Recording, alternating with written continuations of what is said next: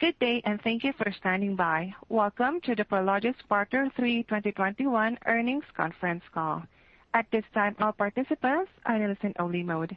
After the speaker's presentation, there will be a question-and-answer session.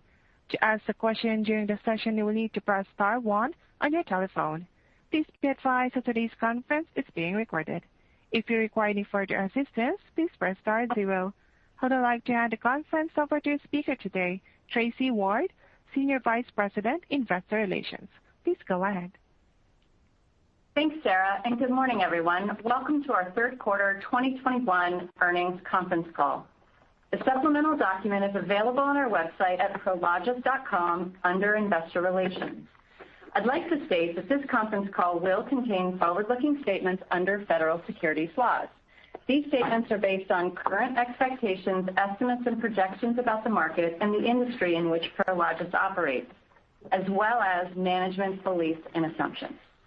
Forward-looking statements are not guarantees of performance, and actual operating results may be affected by a variety of factors. For a list of those factors, please refer to the forward-looking statement notice in our 10-K or SEC filings. Additionally, our third quarter results press release and supplemental do contain financial measures such as FFO and EBITDA that are non-GAAP measures, and in accordance with Reg G, we have provided a reconciliation to those measures. This morning, we'll hear from Tom Olinger, our CFO, who will cover results, real-time market conditions, and guidance. And also here with me today are Hamid Moghadam, Gary Anderson, Chris Caden, Tim Arndt, Mike Curlis, Dan Letter, Ed Nekritz, Gene Riley, and Carson Kelvig. With that, I will turn the call over to Tom. And Tom, will you please begin? Thanks, Tracy. Good morning, everyone, and thanks for joining our call today. Third quarter results exceeded expectations and were underpinned by record increases in market rents and valuations. Operating conditions are being shaped by structural forces that continue to drive demand. At the same time, vacancies are at unprecedented lows. Space in our markets is effectively sold out. In the last 90 days, supply chain dislocations have become even more pronounced, with customers acting with a sense of urgency to secure the space they need. As demand surges, having the right logistics real estate in the right locations has never been more mission critical to our customers. During the third quarter, we signed 56 million square feet of leases and issued proposals on 84 million square feet. Spaces above 100,000 square feet are effectively fully leased. Our last touch segment continued to gain momentum, with new lease signings growing by 44%. E-commerce requirements continue to broaden across a range of industries, with this segment representing 1/4 of new lease signings. The activity was down sequentially as anticipated, although remains above trend. Given the sharp ramp up in demand, we are raising our 2021 U.S. forecast for net absorption by 14% to a record 375 million square feet against deliveries of 285 million square feet, resulting in year-end vacancy reaching a new low of 4%. I want to point out that we revised our data set here this quarter to reflect only Prologis markets. As strong demand is being met with historic low vacancy, pre-leasing in the U.S. delivery pipeline has reached 70%, its highest level ever, as customers continue to compete for space. Acute scarcity in our global markets is driving record rent and value growth. In the third quarter alone, rents grew 7.1% in our U.S. markets, far exceeding our expectations. We are increasing our 2021 market rent forecast significantly to an all-time high of 19% for the U.S. and 17% globally, both up approximately 700 basis points. Our in-place to market rent spread jumped 500 basis points in the quarter and is now approximately 22% with an upward bias. This current rent spread represents embedded organic NOI growth of more than $925 million, or $1.25 per share. Record rent growth is translating to record valuation increases. Our logistics portfolio posted the largest quarterly increase in our history, rising 9.5% globally, bringing the year-to-date increase to an impressive 4%. An impressive 24%. Sorry about that. We expect that the ongoing network reconfiguration and expansion required to meet consumer needs and minimize disruptions will fuel demand tailwinds over the next decade. Switching gears to results for the quarter, core FFO was $1.04 per share with net promote earnings of 1 cent. Rent change on rollover was strong at 27.9%, slightly lower sequentially due to mix. Average occupancy was 96.6%, up 60 basis points sequentially, and we reached 98% leased at quarter end. Cash same-store NOI growth accelerated to 6.7%, up 90 basis points sequentially. We had a very productive quarter on the deployment front. Margins on development stabilizations remained elevated, coming in at 47%. Our development starts were $1.4 billion, consisting of 31 projects across 21 markets, with estimated value creation of more than $520 million. Turning to strategic capital, our team raised almost $500 million in the third quarter and $2.5 billion year to date. Equity queues for our open-ended vehicles were $3.4 billion at quarter end, another all-time high. Moving to guidance for 2021, our outlook has further improved, and here are the key updates on our share basis. We're tightening and increasing our cash same-store NOI growth to now range between 5.75% and 6%. We're increasing the midpoint for strategic capital revenue, excluding promotes, by $12.5 million and now range between $480 and $485 million. We expect net promote income of 5 cents per share for the year, an increase of 3 cents from our prior guidance. In response to strong demand, we are increasing development starts by $450 million to a new midpoint of $3.7 billion. Our owned and managed land portfolio now supports 180 million square feet and more than $21 billion of future build-out potential, providing a clear runway for significant value creation over the next several years. We're also increasing the midpoint for acquisitions by $500 million. The increased pace of acquisitions relates to our focus on covered land plays and urban last-touch opportunities. We now expect net deployment uses of $650 million at the midpoint. Taking these assumptions into account, we are increasing our core FFO midpoint by 6 cents and narrowing the range to $4.11 to $4.13 per share. Core FFO excluding promotes will range between $4.06 and $4.08 per share, representing year-over-year growth at the midpoint of almost 14%, while deleveraging by more than 300 basis points. We expect to generate $1.4 billion in free cash flow after dividends, with a very conservative payout ratio below 60% range. While our year-to-date results have been extraordinary, most of the benefits from the current environment will accrue to the future. Our 22% in-place to market rent spread, the valuation impact on promotes, our leverage capacity, the $21 billion of development, build-out, and most importantly, the vast opportunity set that our global footprint provides, all pave the way for both significant and durable long-term growth. As I mentioned at the outset of my remarks, the disruptions within the supply chain won't be solved overnight. Prologis plays a unique role in the industry, and we're committed to helping find long-term solutions.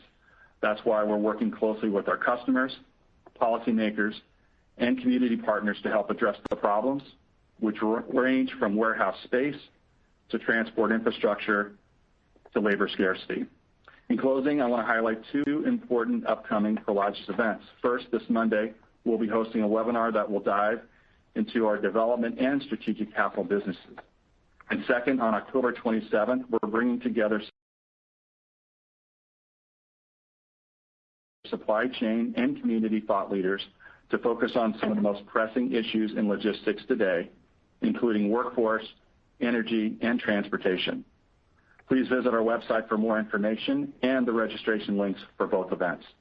And with that, I'll turn it back to Sarah for your questions. The pound key.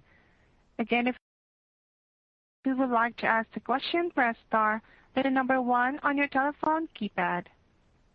Your first question comes from the line of Caitlin Burrows from Goldman Sachs. Your line is open. Hi. Hi, everyone. Good morning. Maybe just the earnings release mentioned that your investment capacity is around $15 billion. Do you think Prologis will actually be able to deploy capital and use that opportunity? And if so, how? Or do you think that spread could actually increase as cash flow increases? Caitlin, it's, as you know, we really never provide guidance, at least voluntarily, on deployment because, as I've said many times, it can range between zero and a lot. Last year it was $21 billion. So I don't know, honestly. It just depends on the returns that are available. And the only reason we talk about capacity is that you sort of have a feel for what we can do if the right opportunities came about. But there's no urgency around investing in a particular time frame. Your next question comes from the line of Emmanuel Korchman from CITI. Your line is open. Hey, everyone. Good morning. Tom, I kind of wanted to reconcile a point you made early in your script, which was that customers are keenly focused on getting more space. And, we're reading a lot of headlines on shortages of inventory, of labor, of other things. I guess help me reconcile the 2 points with customers looking for space that maybe they can't fill right away. Are they just expecting the supply pipelines to rebound quickly, or are they moving stuff from other warehouses, or sort of? I guess it's a little bit when product is sort of an issue, right? Yeah. Sorry for the long question. Thank you. Yeah, Manny, let me try to answer that question. The supply chain is very long, and it's gotten longer in the last 10 years. So basically what happened is, think of it as a big long hose, and somebody turned off the water, and the hose ran dry. And as the economies came back, that hose got opened and production started, and it's now flowing through the supply chain. So it is not flowing smoothly. And then old models for predicting demand and carrying inventory are basically thrown out the window. So inventory, particularly mid-product inventory, not finished product inventory, sort of ends up piling up in different places, because if there's one part missing into something, it's going to hold up the inventory. The other 99 parts have to be stored somewhere. So it's creating pretty significant extra demand just to balance out the system, given that the buffers are not predictable anymore. So the natural follow-up question from that, I would guess, would be, well, being a one-time event or a sustainable event. And I would say this particular factor is likely to be a temporary, although probably 2 or 3 year type of process before everything straightens out. But right behind that are the 2 big structural drivers that, on top of normal absorption, they include increased share of e-commerce and inventory levels being higher than prior to the pandemic. And those 2 things people aren't even thinking about right now because they're struggling to keep their heads above water. So, I think the short-term thing is really interesting. It's great for headlines and all that, but I think the much more interesting factor in terms of assessing the quality of our business is the long-term driver, or the 2 long-term drivers of demand on top of the normal drivers of demand. Your next question comes from the line of Tom Catherwood from BTIG. Your line is open. Excellent. Thank you so much, guys. Quick question on cap rates. We've seen incredible compression this year where fundamentals and demand may not meet kind of the lofty valuation expectations we now have. Boy, that's a tough question to answer. I'll give you mine, and Gene, I'm sure, will have ideas about this. First of all, we're notoriously bad at predicting cap rates. We've been saying for about 5 years that they're too low, only to watch them go lower. But remember, cap rates are a function of 2 things. One is general returns available in other capital markets, namely interest rates or risk-free rates. And more recently, the rent growth and the growing power of that initial yield is orders of magnitude higher than it's ever been. So I'm not smart enough to parse why cap rates are compressing. I suspect it has more to do with the embedded growth rate in the last 6 months than it does with interest rate picture. In fact, the interest rate picture, if anything, has increased. But the tremendous growth in rents, I think, has way exceeded the drag from slightly higher interest rates. Gene, what do you think? Yeah, I think you may be getting to the spread between primary and secondary markets. And, that actually hasn't tightened up that much. It has tightened up a little bit. But, spot cap rates in primary markets are extremely low. So I think there's always risk as cap rates in secondary or even tertiary markets are dragged down by the overall, strength of the market, because you're going to see more supply in those markets going forward against probably less demand.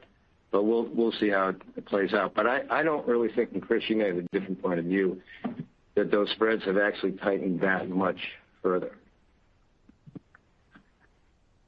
The next question comes from the line of Jamie Feldman from Bank of America Merrill Lynch. Your line is open. Thank you. We get asked a lot about just the potential supply coming online with so much capital flowing into this sector.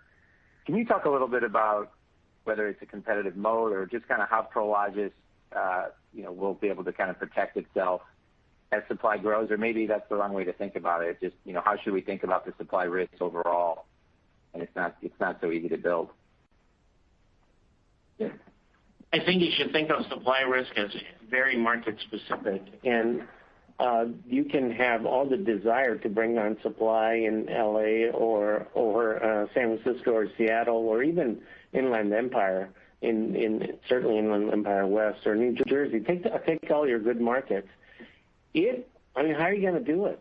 There is no land, and their entitlement picture is getting to be harder and harder every day. Even markets like Dallas that we historically would have discussed as or referred to as non-constrained in terms of land, believe it or not, are getting more constrained. I still wouldn't call them constrained, but they're more constrained, certainly in the good locations. So I think that the big driver is that it's just hard to come up with the land to build buildings on. I mean, supply is responding to demand, but my gut feel, and of course you can't prove this one way or another, is that demand would be higher if supply were higher. I think people are just based on the number of people competing for the same good spaces and all the inbound calls we get from all our good customers wanting to gain an advantage over another good customer. People are kind of in a panic mode almost when it comes to buying or committing to real estate. So demand is just crazy. So Jamie, I also add that it's market specific. It's actually sub-market specific. And in terms of how do we protect ourselves, we do this all the time, whether it's a strong market or a weak market. We're always monitoring where's that supply going to come from. So I don't think we really change our protocols in that sense. Your next question comes from the line of Derek Johnston from Deutsche Bank. Your line is open. Thank you. Hi, everyone.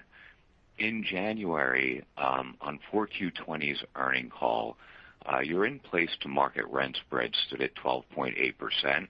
And with that in place to market now at 22%, just 9-10 months later, what are the key drivers for this change? And really, how sustainable is this mark to market across the portfolio? Yeah, I'll take that. So I'll anchor you back. Well, first of all, the increase is all driven to high market rent growth. And I think, as I mentioned in my remarks, we're almost 22% today, and there is an arrow up, just given we have very minimal roll in the fourth quarter and given our market rent growth expectations. So I would expect the 22% is going to go higher when we're on this call in January.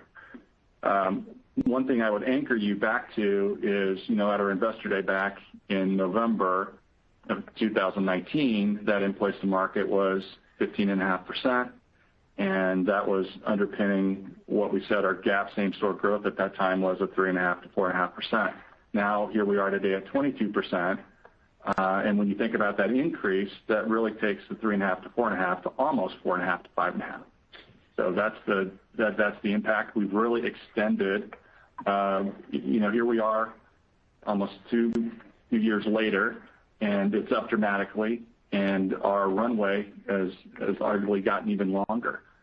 So the underpinning of the organic growth potential that we have is sitting right there for you to see. Yeah, the only thing I would add to Tom's comment is actually land prices in most markets are going up faster than rents, and construction costs are going up faster than rents. So actually the rent required for that marginal square foot of supply is ahead of that 22%. So that's why the arrow's up. It's just we're running but sort of standing still or going a little backwards with respect to keeping pace with replacement costs. Your next question comes from the line of Ki Bin Kim from Truist. Your line is open. Thanks, and good morning out there. So I wanted to talk about your development pipeline. It's obviously grown very nicely to $5 billion. Can you remind us for the hard costs, like how much of the costs are hedged or at least the material secured through options? And as those expire and the favorable vintage of those hedges expire, what kind of impact could it have to your future development in terms of margins or yields? So, Keegan, we think we've contained about 25% of the cost increases we've seen to date. So in the in our pipeline, in terms of the starts going forward, there's probably 4% sitting there that's beyond the underwriting of those projects. Most of that is going to be picked up in contingency, but as we look forward, we don't really see risk. I'm not going to get into the details on these projects, but I think we've mitigated quite a bit so far. We do see these markets kind of stabilizing at this point in time. And the other thing that we've done, which is really critical, is we've maintained our schedules. And I think we've picked up 30 days of schedule versus the market. And frankly, we build these buildings faster than the market anyway, but that's an incremental 30 days. So the supply chain disruptions aren't just cost, they're schedule. So I think ultimately you're getting to how much have we sort of mitigated. I've told you what we've done so far. We're probably out, probably 6 months ahead of the curve, but you can't really get much further than that. So I feel really good about what we've done this year, and I feel like we're prepared really well going forward. So, we feel good about the outlook, and obviously we're raising guidance in our volumes. Yeah, I think more importantly than hedging construction costs is the fact that rents are going up faster than some of these costs if you take an overall average, and certainly in the best markets. So that's why margins are expanding with cap rates being also compressing. So so far so good. Will it continue forever? Probably not. The next question comes from the line of Ronald Kamdem from Morgan Stanley. Your line is open. Hey, congrats on the quarter. Just a quick one on just retention shooting up 650 basis points year over year. Any color of what drove that, tenant specific, geographic? Just curious there. Thanks. Nothing unusual about mix or geography, but as we said, customers don't have options. Really a lot of places to go, and I think there's a race to secure really good, well-located real estate, and that's what we're seeing. That number can be very volatile quarter to quarter. Honestly, I wouldn't pay too much attention to it. question comes from the line of John Kim from BMO Capital Markets. Your line is open. Good morning. I was wondering if you can comment on how you see occupancy trending with your lease rate now at 98%, but you're also pushing rents harder. And also if you can comment on the big sequential increase in occupancy in Asia during the quarter. Occupancies have to go higher. I mean, if your demand is 385 and supply is 285, there's 100 million feet that's going to come out of somewhere. And add to that the obsolescence, the significant amount of product that gets taken out of circulation because people build something else on it, like apartments. I think for sure vacancy rates, at least in the markets we care about, are going to be going down in the foreseeable future. In the long term, we need to see.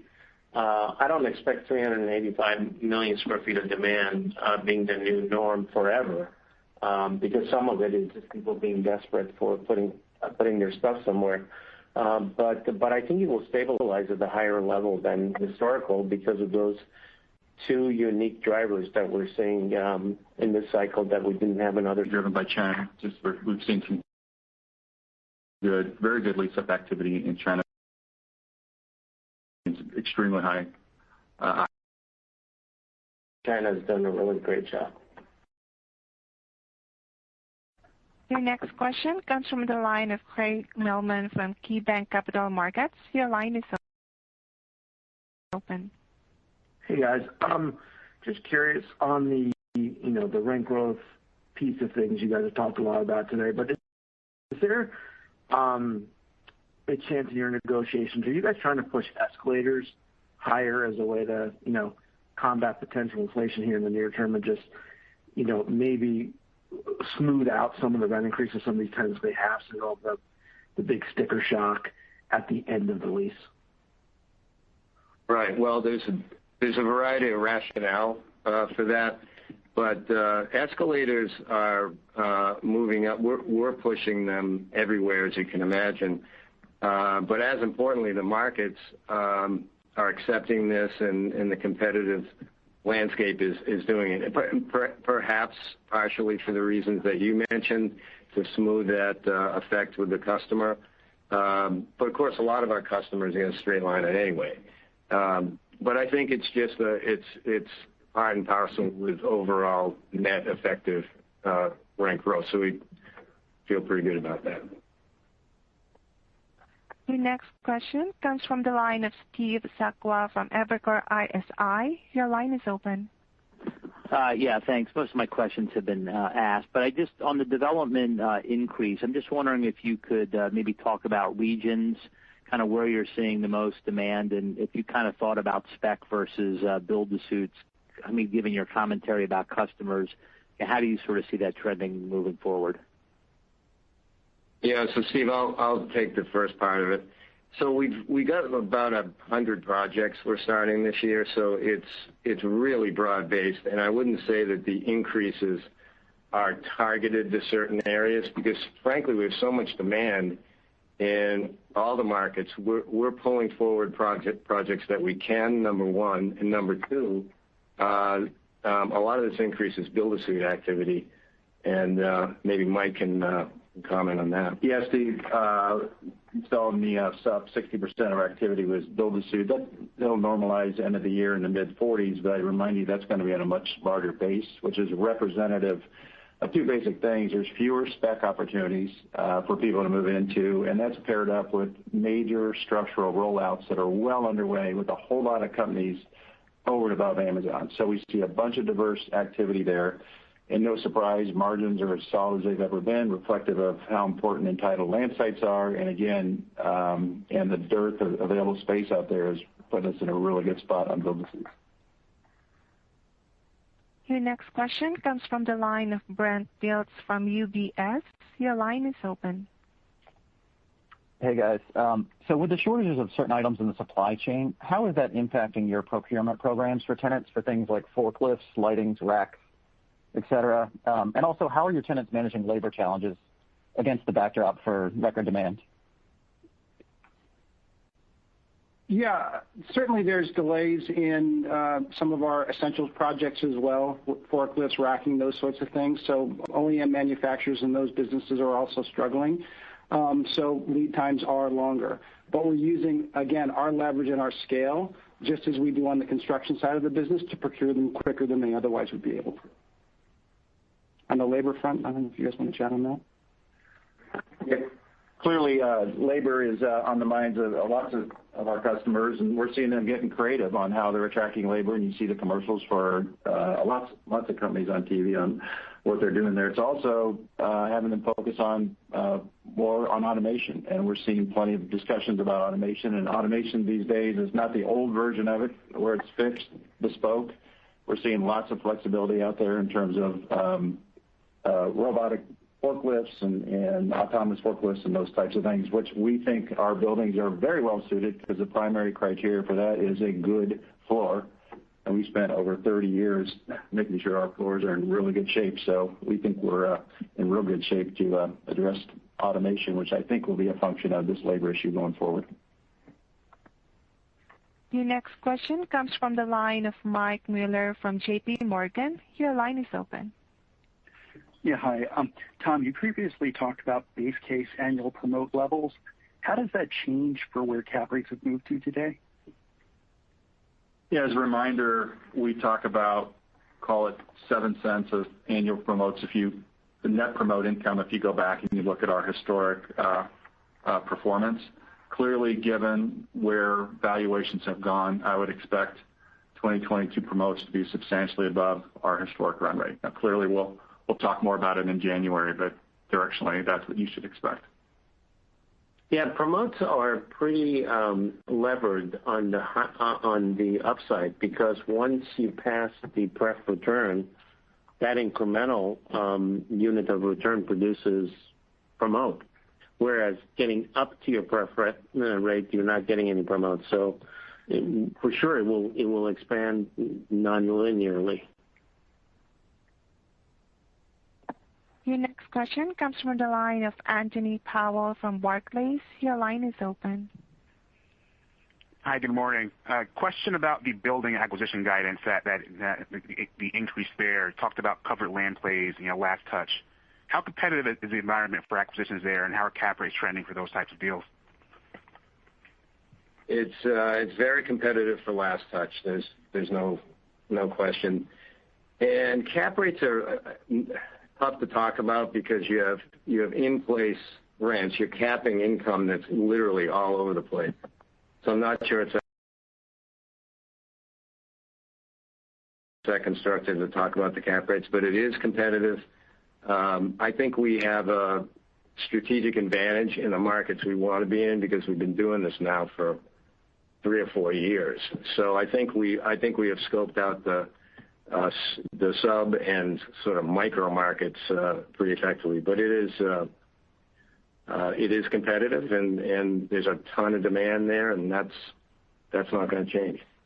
The yield on our covered land plays, the entire portfolio covered land plays, which is about a quarter of our total land base, is about 5%, which means that we're actually getting better yields on some of these covered land plays. Now, some of it historic, and rents have gone up a lot, but 5% is pretty good. You're getting paid to wait, and that's the way to carry land. I mean, the way to carry land is covered land plays and options, and really the owned land that's just sitting around there. That's the most expensive way of carrying land.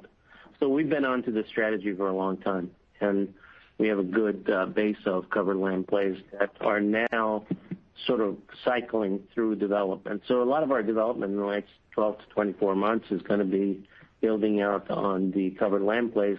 But the good news is we're replenishing that inventory and then some as we chew through it.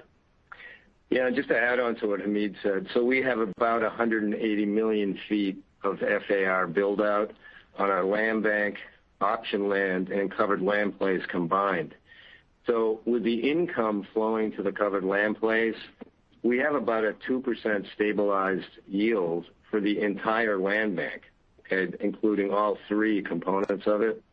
And after you pay taxes, you're still in the plus. So we're kind of carrying this for free. And frankly, some of those income profiles on the early covered land plays are have a serious up arrow to them. So another way to think about land exposure. Your next question comes from the line of Michael Carroll from RBC Capital Markets. Your line is open. Yeah, thanks. So could we see leasing activity or demand improve as these supply chain disruptions dissipate and inventory levels improve? Or are customers just looking through these problems right now and really trying to build their logistics network that they need over the next 3 to 5 years?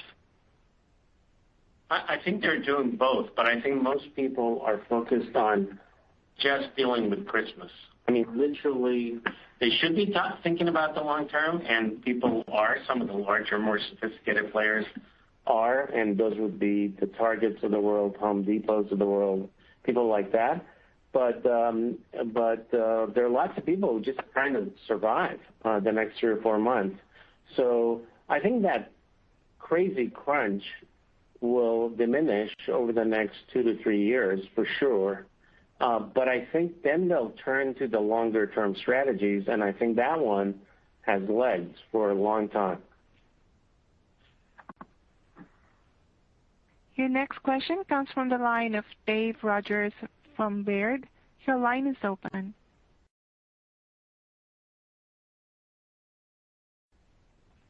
Yeah, most of my questions have been answered, but I did want to just follow up on the labor point. Obviously, labor a big concern today, 400 million square feet of additional demand kind of in the last 4 quarters alone.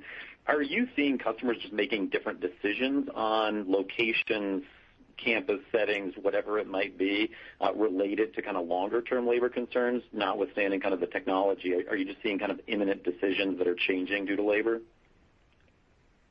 People have to figure out where their customers are, and the networks are based on where the customers are.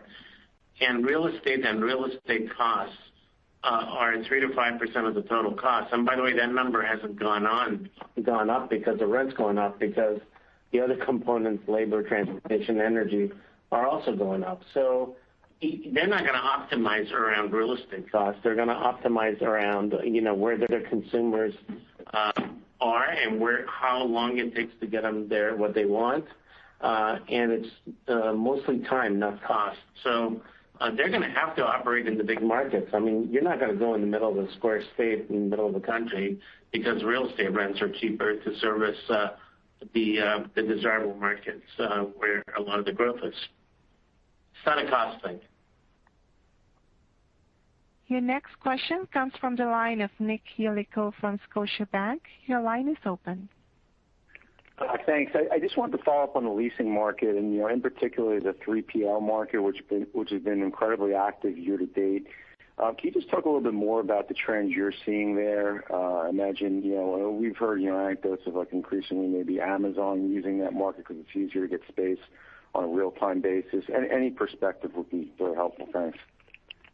Yeah, this is Mike, and 3PL activity was up 500 bips last quarter, and we've seen this really play out over the last several years where 3PLs might have viewed space as a bit of a commodity many years ago. Today, they're viewing it as an offensive weapon to help accommodate their customers, and we're seeing this play out in the form of them first lined up for because they need that space to attract the customers, and we are seeing them go for longer-term leases, both of which are good for segment, which continues to be very diversified, way over and above just Amazon. They are definitely committing space ahead of having customers, but they're definitely filling up those spaces. This is not 1999 or 2000.com where people are going in hoping that their business will triple. They can't keep up. I mean, literally, that's the takeaway for all you guys. You can ask about it in 15 different ways, but the market cannot keep up with the supply market cannot keep up with the demand that's out there. Comes from the line of Blaine Heck from Wells Fargo. Your line is open. Great, thanks. I wanted to touch on acquisitions in general, not just specifically on the covered land land plays, as you touched on those earlier. You guys were able to do just under $400 million at your share during the quarter at a 5% cap rate, and you increased guidance pretty significantly. Can you just talk about what caused that cap rate on deals during the quarter to be higher than we've seen in a while? Is that just a mix issue, or are you guys finding more opportunities to maybe acquire off market? And then related to that, what's giving you the confidence to increase acquisition guidance when there's so much capital out there chasing deals? Yeah, so the 5% is definitely a mix issue, but our acquisition activities, we're generally not out there to buy core portfolios at the highest and hit that highest bid. So we're constantly sourcing deals off market, and yes, those do come with better returns. 5% is a mix issue. With respect to the confidence in the future, I mean, frankly, as Hamid said earlier on, we had a $330 million quarter. We might have a $2 billion quarter. We might have a zero. It really depends on what's out there, what's available to us, and we have confidence in the next quarter because we have a lot of irons already in the fire. But confidence long term, who knows? I mean, if these returns begin to completely blow out over replacement cost, you're not going to see us as active. Yet, if there's a strategic opportunity, we may have a quarter that's 10 times the quarter we had this. So it's tough. Acquisitions are hard to forecast. They should be hard to forecast, frankly. Yeah, if somebody gives you a precise forecast for acquisition, you should run for the hills. But there's also another two, I think, important differences between us and others. First of all, our playing pen is the globe, and that's lots of different ways to deploy capital than just in the U.S. Now, I'm not saying, by the way, Europe is any easier, but I'm just saying we have really multiple ways of deploying capital. And secondly, a lot of the incremental capital that's come into the business is from allocators. It's from people that basically go and buy existing product. And we can buy substandard product that's well located and fix it. And that, even though there's competition in that too, but the number of players in that fix-it market hasn't grown as much as the number of market players in the, I buy office buildings and malls today, and now I'm going to buy a warehouse because it's cool. So, Patterson from Jefferies, your line is open. Oh, great, thanks. I'm just curious for your thoughts on, maybe some of the structural headwinds that a lot of kind of the coastal gateway markets are facing, particularly New York and San Francisco. Obviously, people are being called back to the office, but a lot more kind of, flexibility and kind of expectations of migration more towards lower cost markets, lower tax markets. And I'm just kind of curious how that impacts the industrial sector and your, I guess, willingness and underwriting around, developing and expanding in those markets. Honestly, heard this wishful thinking by the part of people now for probably 20 years. And every time you've invested on the basis of that thesis, you've left money on the table. So I don't see it. Yes, are they is Elon Musk moving from California to Texas? Yes. Does he get a lot of headlines? Yes. But he doesn't consume any more than somebody who makes $60,000 a year. So the big consumption bases are in these markets, and the land is covered with buildings. Those are the differences. The fact that they're sitting next to a beach, that's not so important. It's just that those populations are still growing.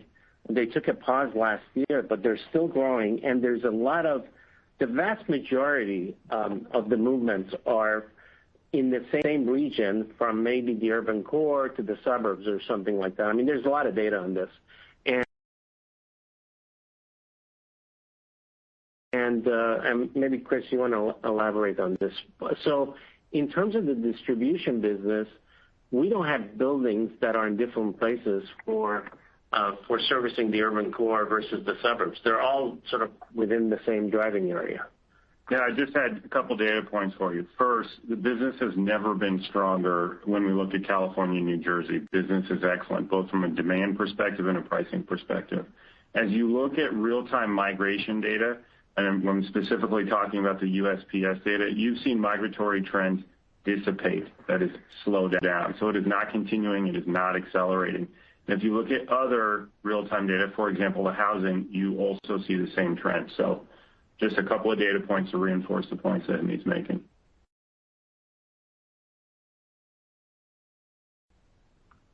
By the way, let me just say this. It's not like California doesn't have problems or New York doesn't have problems. They do have problems, and they need to solve those problems, and they need to become more business friendly, and they need to improve the quality of life and home real issues. But at the end of the day, people go where the job growth is, and that's where the job growth is.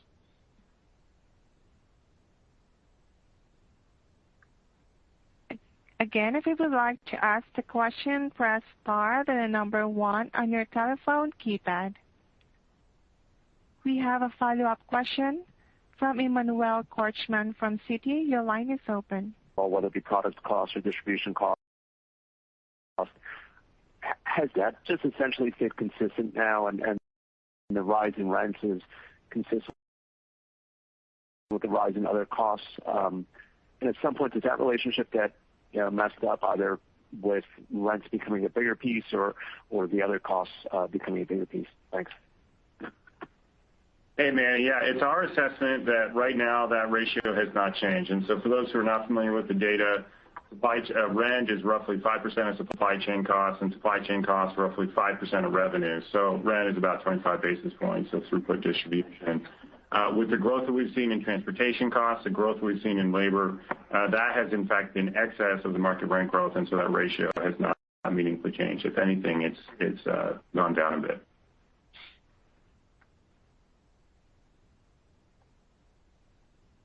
We have a follow-up question. Comes from the line of Ki Bin Kim of Truist. Your line is open. Thanks. Just a broad question for you.